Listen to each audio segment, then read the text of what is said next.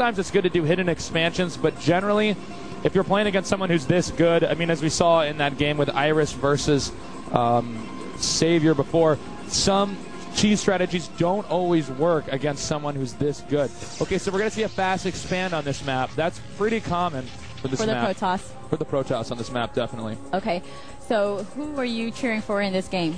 Because I know Savior has to be beaten twice, but in this particular matchup, who are you voting for?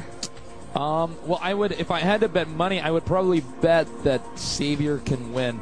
But Nalra is an incredible player, and I mean, just from looking at those last games, I was really, really impressed with him. So, you know, who can say, I want Nalra to win. I am rooting for Nalra, because I was a big Nalra fan when I first started getting into the whole pro gaming thing. So, but we'll find out soon enough. Right now, he's going to scout his opponent and see if Pool's going down first. Now, that means that he opted to not get the hatchery first. The Zerg really only have two options of what they're going to do. They're either get the spawning pool first or the hatchery first. If they get the spawning pool first, they're going to play in a defensive way. Oh, but you can't put the hatchery down there because Nalra put a pylon there. That's going to slow him down. That is going to slow him down. I'm interested in seeing if he's going to let the pylon finish. He might cancel it. That's also a possibility. What he doesn't want the Zerg to do is get the hatchery in the best position. He didn't cancel. Oh, he did not cancel. Nice. He's going to let the pylon finish there. Now, ideally, Zerg would put the hatchery right here, but instead, they're going to get slowed down. He's going to have to put his hatchery somewhere else. He's not going to be able to mine from this expansion anymore. And now Savior's a macro god. He really outproduces his opponents. So this is very intentional by Nalra. He's going to be doing that to slow his opponent down. All right, he doesn't want him to go mass Zerglings, as he really seems to love. He really likes the Zergling. So before in another match that we casted the other day, why not place the hatchery somewhere else? Below the pylon, next to the pylon? Because eventually, wouldn't he just build even more hatcheries and he could replace that hatchery when the pylon is destroyed? That's a good question. I wish I could get inside Savior's head right now. I think he just feels like he can kill the pylon time and put up the hatchery. And the probe's going to try to get over here and sneak and stop it again, but it did not happen. Okay, so cannon going down here. Nexus will be put right here. Note the location of the cannon. There's going to be a wall right here, so it's going to be much harder for Zerglings to get through. Well-placed cannon. Probe running around here. Look at him go. He's going to try to scout and see whatever Savior's doing and try to respond to it accordingly. You ever name your probes? Not usually, because they might die later on and I'd feel bad, so I tend to put no love into my units. Some people name their probes. I've heard a few commentators do that. Okay, so another expansion now going down. I see. For Savior. That's right where you predicted as well. It's a common move for a Zerg in this case because Protoss has decided to fast expand, so Zerg needs to respond by getting another expansion. Zerg always wants to be ahead in expansions. I mean, obviously, you always want to be ahead in expansions, you know, whoever you're playing, but Zerg, mathematically, should always be ahead because of the way their race functions. So being that this is a Protoss versus Zerg matchup, I'm guessing we're not going to see a lot of Dragoons opening the game. We're going to be seeing some Zealots. What other units can we see? I'm guessing Templars. Yeah, he's going to try to get some Templars here pretty soon. He could be getting some Zealots. He might send them over here and try to harass some drones. There might be a little bit of harassment, but no big battles for the start of the game at least. All right. So Zerglings.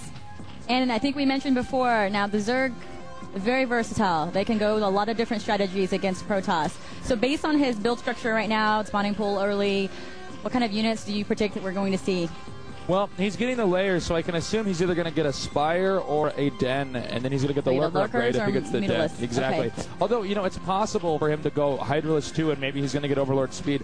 One of the difficult things about Protoss versus Zerg is that Zerg have a lot of options. Right. And Protoss, their burden is to be the defender at the start of the game. Usually, there are exceptions to that rule, but they're pretty much going to be the defenders until they can mass up enough units, and then they're going to come out and they're going to try to squash all of these expansions that the Zerg has set up.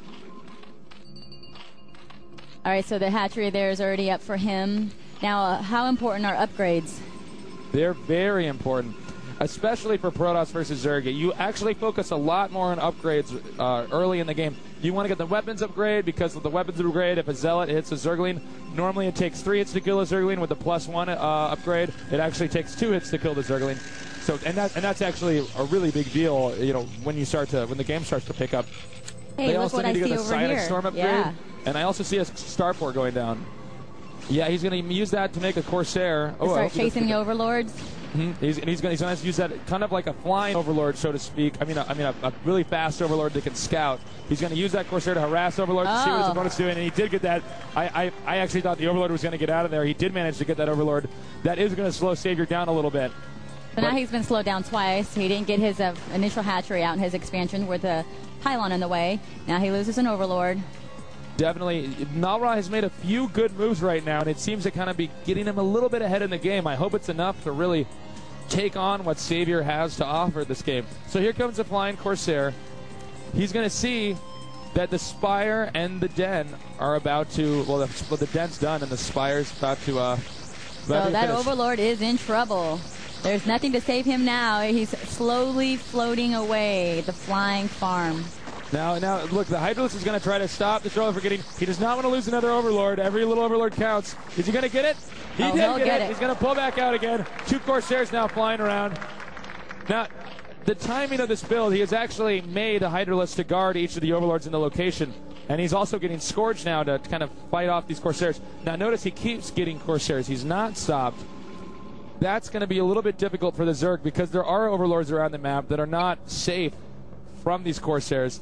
This is something I see Bisu, probably the highest ranked Protoss player in Korea right now, do a lot. He likes to get a lot of Corsairs early against his opponent. Oh, whoa! Look out!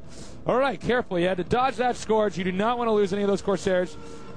And Savior's going to kind of check out the perimeter of Nalra's base. He's going to see, can I do any damage? These cannons are about to get done.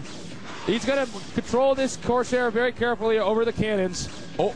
Ooh. Whoa. Ah. 2 Robo Bays. He's going to go Corsair Reaver. That's a very elite strategy. Nice. So not sticking to the ground units as I thought he would do with the Zealots. Instead, he's sticking with air, doing drops. So we're going to see some more sneakiness from Nalra. Yeah, exactly. You know, I've seen this before. It's a little bit more of an unorthodox style, but it's very good. It's very hard to execute, though. You basically make a lot of Corsairs and then start using Reavers. Gotta get out of there, Mutalisk. He doesn't want to lose these Mutalisks. Look at him microing and moving at the same time. These Mutalisks are going to go down, and this Overlord's going to pay for it, too. All right, he's going to get 1 Corsair, but it doesn't matter. Overlord about to go down, too. Scourge on the way. Is he going to get the Overlord and get on time? Get out of there! Oh, nice. And the Corsairs fly away. Man. He's still going to get it. He got 1. It nicked him. He got winged. And the second Scourge went in there. Okay, but that's still, it's much worse to lose that many Mutalisks and an Overlord. Okay, the shuttle is now out. He's getting the Fleet Beacon, too. He's going to be using the Disruption Web. That is a little... Yes, the white cloud. Yeah, the little white cloud. Well, for the audience, it's a little white cloud that you can't, nothing can attack when they're underneath it, and he's going to use that in combination with the Reavers to do some serious damage. Scourge coming back in. He loses 1, though, to the photo cannon. Okay, he's got a lot of Hydralisks coming up here. I don't know if he's really prepared for this. Nalra's been very busy using these Corsairs, and there's a lot of Hydralisks coming over here. He needs to be ready.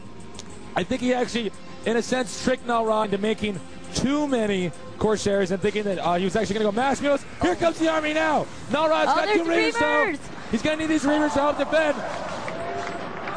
And Hydralisk aside. That was close. I didn't see the Reavers at first.